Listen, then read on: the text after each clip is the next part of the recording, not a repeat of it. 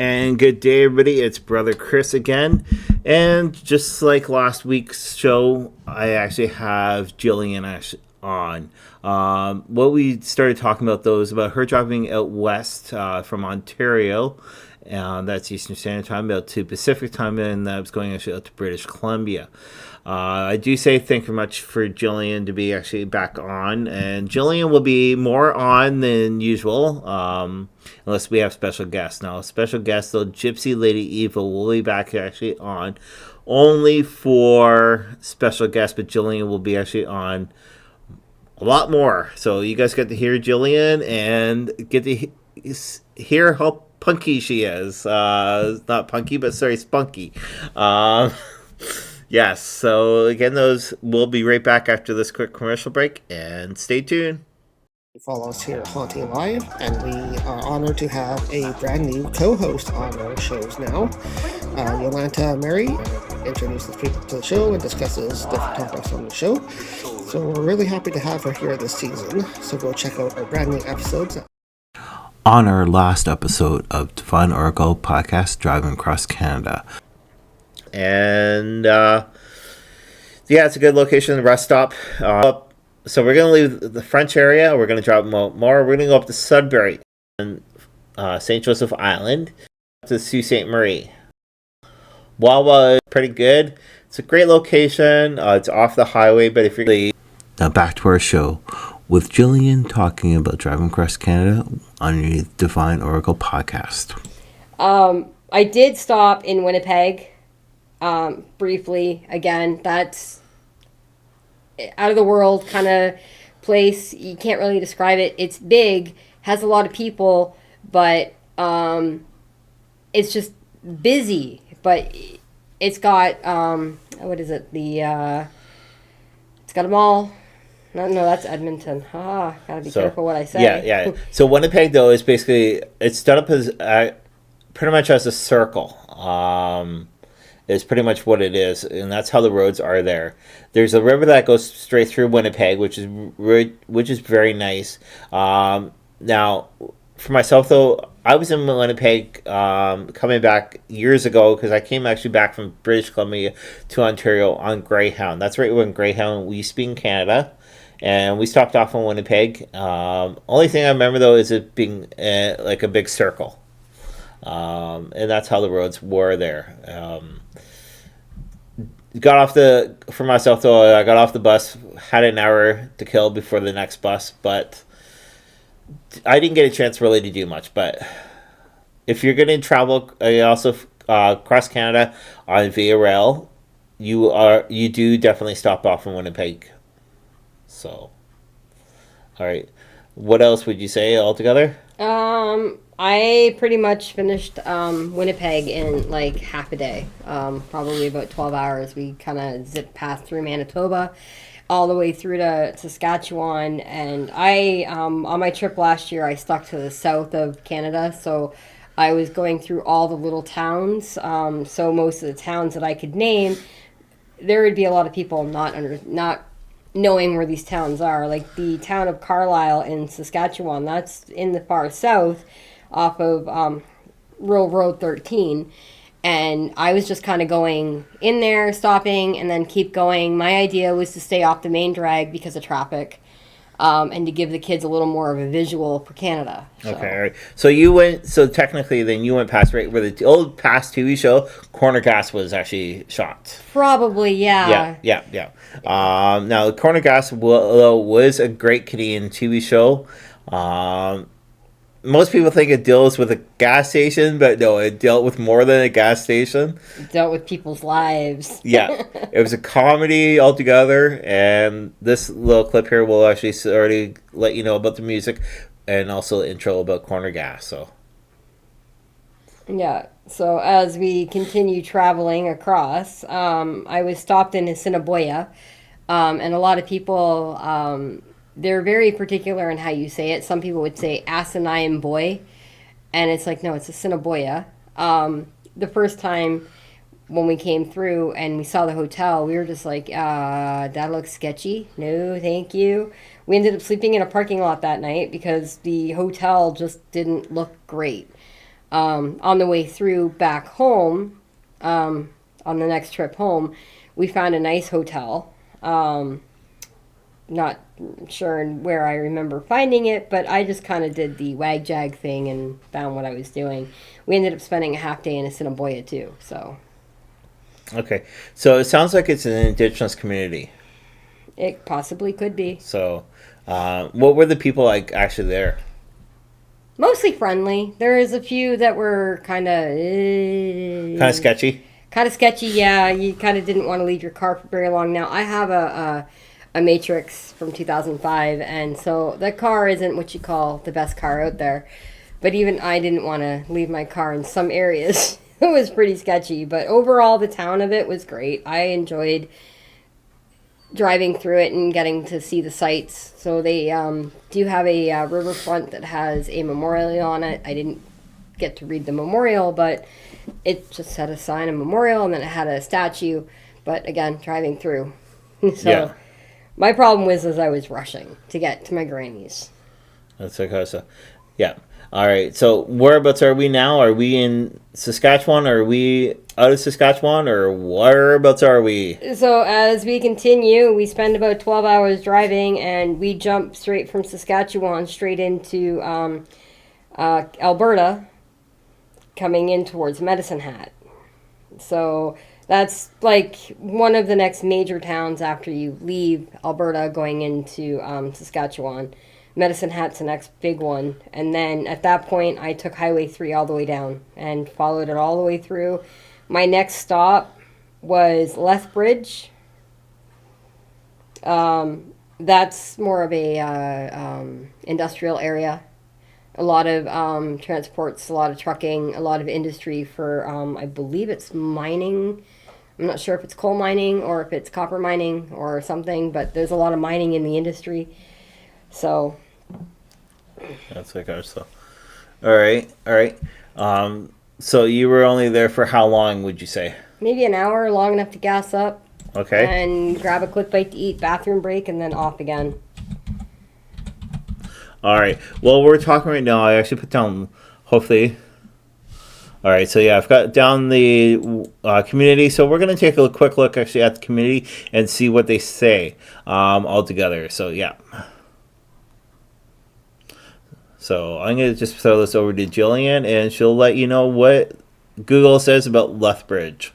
Well, according to Google, it's a province in Alberta, Canada, population of about 106,000 people.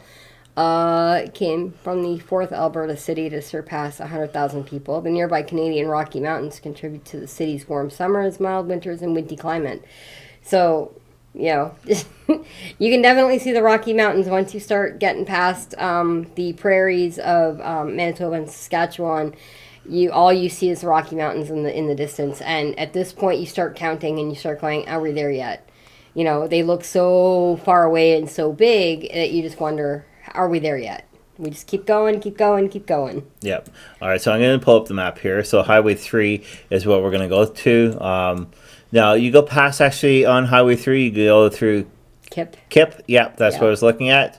And Alberta, though, is basically well known for agricultural. Is what it's basically well known for. Again, though, so you were saying about the Rocky Mountains, which is true, but the Rocky Mountains go within BC and also with Alberta. But the thing, though, is with Alberta, again, though, it's more well known for agricultural. There's a lot of farming out there, a lot of land, and you can. It's not like Saskatchewan, which is Saskatchewan, though, you can see for miles. Alberta, though, it does have actually hills in it, which is really nice. And I'm right now looking actually at one, though, and I don't know if Jillian stopped off in there, but Fort McLeod. Yes. We did stop in there real quick. It was just a super quick gone through it. Okay. So. All right. So what we're gonna do is we're gonna travel along a little bit more. Again, that's to do with Alberta directly. Now, what I would say, though, is yes, it is closer to the borderline between Canada and the States. But you still got they got a lot more kilometers altogether away for that. Just trying to figure out what else to say about Alberta, except the only time I was out. My biggest memory from Alberta, though, was 1980, right when I was out there. I went out there to see my uncle that lived out there before he moved back here to Ontario. And also driving through at nighttime, which is one of the shorter provinces to drive through. And this was actually on the Greyhound, so yes. Now, what else? Anything else you want to say about Alberta? Not a whole lot. I just know that once you get in, when you leave Alberta, you go into BC and you don't even know that you've hit BC. Like, it is like from one to the other. Like the Crow's Nest Pass and Cranbrook, that's all part of BC. So when you look at it and you go, oh my goodness, how did I get here? It's like, it was super quick. You leave Fort Macleod, next thing you know, you're already into BC. And, you know, you've got to go through the pass, and that brings you down through Cowley, and then Burmis and Belleville or Bellevue and Frank. Crow's Nest Pass is the main highway that goes through there. And it's very windy, very bendy, very hilly, very mountainous. They've got a few stops along the way that you can stop and actually take a look at. We ended up in Osoyoos, BC. For, I would have to say, an entire day. We got there and we liked Osoyoos. That was like a really good place. Yeah. The thing is that after we left Osoyoos, we ended up in Castlegar. That's where my car decided that we needed to get a new transmission. So it was quite the travel. Where we were at the Crow's Nest Pass. It was the Eagle's Nest portion of the Crow's Nest. So they've got a lot of different names: Eagle, Falcon, the Crow's Nest. Then there was Pigeon Valley Way. It was a lot of bird-related places along the way of the mountain because it's so high up there. Yeah. And then so we did that. So it was actually Castlegar, then Osoyoos, but we ended up in Castlegar, then Osoyoos with the rental car. So. That's okay.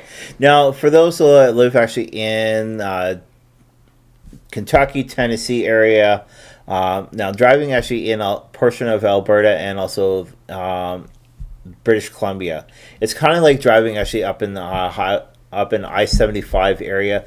It's kind of like that, though. You're high up above. It's beautiful, gorgeous views altogether, and that's what I would say about that. And I still got memories to do with my childhood actually being actually out there. I'll let you guys know one little funny story, though. Right when I was actually 5 years old in BC, we pulled off at this motel. My mother was with me, my sibling, and also my father. So what had happened, though, is my mother got out of the rental that we had, and what she did, though, is she got into the the motel room, laid on the bed, and goes, "Yahoo!" So what happened, though, is all of a sudden you get, and the person next door, this is what my parents had said, "Rider cowboy." Not realizing, though, that is actually family actually in the next unit, like the next motel room, right beside. But there was cars there and like old beat up Buicks and also old beat up punch buggies that were pretty much actually ready to be pushed over the cliffs. Yeah.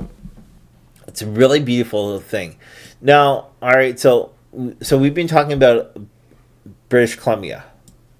Now, right when you hit British Columbia, right when I look at the map, though, it shows Highway 1. Were you still on Highway 1, or were you actually on? I was in the south, so I was coming in Highway 3 into Hope, and then down in. So I was in the lower area of Highway 3, coming north to Hope, which ties into Highway 1, Trans-Canada Highway. So there isn't a whole lot between Highway 3 and Trans-Canada. as the past, because it's all a bunch of little towns, but they don't connect. So if you get stuck in a small town, you got to backtrack to go around, to go up and around. So it's best in that case to not get lost. Just follow the main highway or the main road to get where you need to go. Hope is a place that we actually stopped into, and they actually have a tourist section. There's a community center there that has a really cool cafe there. We stopped in there, got some coffee and hot chocolate and stuff like that.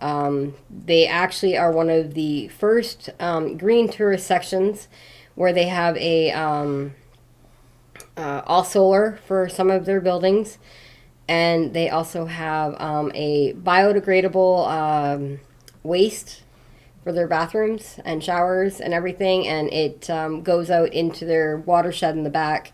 But by the time it hits the creek bed out in the back, it's already been filtered and it's been purified and goes back into the system. So, and they use recycled water and whatnot. So they're a very green facility.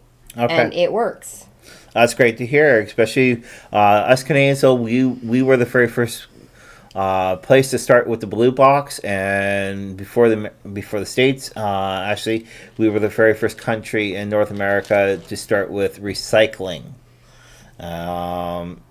So that's pretty good to hear, especially for there. Yeah, Hope is very much into recycling everything. Even their metals, they don't throw them out. They'll recycle them into statues and art pieces that line the highways and that. And oh yeah, it's Hope. I couldn't talk enough about Hope. It's fishing is great in Hope too, by the way, for those fishers. They've got a really good stream that runs.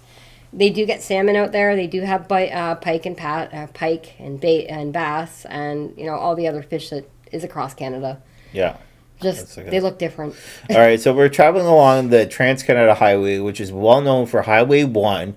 It goes actually from Vancouver across Canada, well known. But you started actually on Highway 3 and then decided to pop actually onto Highway 1. Yeah, it's the only way to go. Now the thing though is, I'm looking actually at the map though, and you've got Surrey, you got Richmond, you got downtown Victoria, you got that whole area. Now, right when you were actually on, Highway 1. To do the bridge cross. Which way did you guys go? Did you guys go up around, or did you guys go down under, or did you guys cross the bridge by any chance? We actually came in, I think it was on 99. So we didn't really go any further because we were coming in to go to the ferry docking. Okay. To Swassen Bay. Okay. Swassen. So basically we came in off the 99, or came in and then cut across.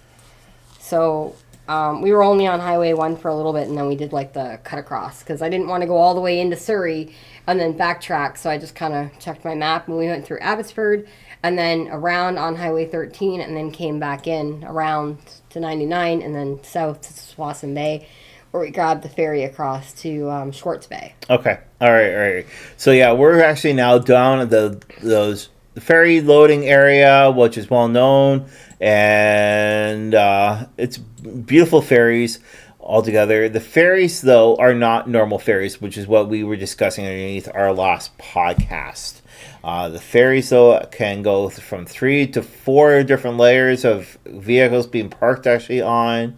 There's enough space on there. The ferry crossing, though, is roughly an hour to 2 hours for crossing from to Swassen to anywhere on the other side on the island. Yeah. They have 6 ferry stations, so they always have boats coming and going. There's boats every hour on the hour in peak season, and they start at 6 a.m. and they go until 10 p.m. Okay. So the last boat is at 10, and anybody who gets into the boating area for the ferry, if they get in behind the toll boxes before they close the toll at 10 o'clock, you're guaranteed on that ferry. The last ferry of the night, you're guaranteed to get on it. They don't leave anybody behind. The last time I got there, I missed the ferry by 5 minutes. I missed them closing it by 5 minutes. I had to wait until 6 a.m. the next morning. I ended up sleeping in a Tim Hortons parking lot with the 2 kids.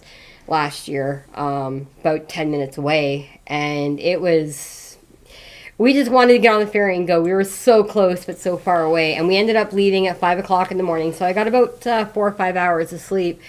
And while the kids were still sleeping, I just drove up to the ferry, and there was already a huge lineup for the 6 a.m. They couldn't guarantee that I was getting the 6 a.m. ferry across. I was about $81 for the three of us in the car across. So the ferry rates are actually not too expensive because it's a consistent, it's a bus for your car to go into and from the island. So they're very consistent, and sometimes they leave a little bit later. So if you get there a little bit later, you might catch the ferry that should have left but didn't leave. So you might get on that ferry. But they have 3 ferries that go to Schwartz Bay. So they're, you're passing ferries right, left, and center. So it's pretty busy. Yeah. Now, with this ferry, though, you actually can, it all depends on right where you park, right where you're parking. If it's open, though, which is the sides, though, you can actually stay in your car. Yep. You can stay on deck with your car. Now, if you guys are in a closed-off area, they recommend you to get out of your vehicle and go up top. Up top, though, that they have a restaurant there, like a little cafe restaurant. They also have the washrooms there, and you can walk around. Unfortunately, it's not like a cruise ship ferry, but it's kind of like that size of it. They've got an additional 3 floors above the parking. So you've got your restaurant floor, you've got your shopping floor, you've got your kid floor or family floor. The very top is where everybody goes with their dogs or their pets, because you're not allowed to be on the other 2 floors unless they're seeing eye dogs or service animals. Yeah. Now, because we all love animals so much, we would end up on the top floor with all the animals, and we would just be like, oh my god, puppy, and just keep going around. And everybody was welcoming, and none of the animals were growling or barking like aggressively. It was more of a very happy to see you manner. So everybody who was getting on the ferry, all their animals were like well behaved and socialized and everything. They recommend that if you have an animal that is more of aggressive, make sure you have a face mask for it or a muzzle, and keep it separated from everybody else, or leave it in the car. Speaking of cars, they actually tell you to not turn on your beepers. They tell you not to alarm your cars for the sake that the vibrations of the ship will cause every car alarm to go off, and then you'll have hundreds of people going downstairs hitting the beepers. So they just say when you lock the car, just lock the car internally and walk away from the car. It's safe. No one's going to get to it because they're locked away, and nobody's allowed on the floor below deck once the ship leaves the dockway. Yeah. If you leave an animal down there, just let a service member know or a staff member know that your window is cracked. They might hear a bark down there, and they'll let you know. If they hear a lot of barking, they'll try and come. They'll use your license plate over the radio, and they'll say, hey, intercom, and say, hey, we've got, a barking dog, needs to go look at your dog. Now, with the open area, though, is also those, you are allowed to leave your vehicle. You're allowed to go back down to it. Yeah, as long as it's an open deck. Yeah, as long as it's an open deck altogether. It's worth checking out. So if you are driving across from Ontario all the way out to British Columbia, I'm sorry about the other provinces that are past Ontario. But basically, those, if you're driving from Ontario actually out, how much roughly are you looking at about forking out for gas?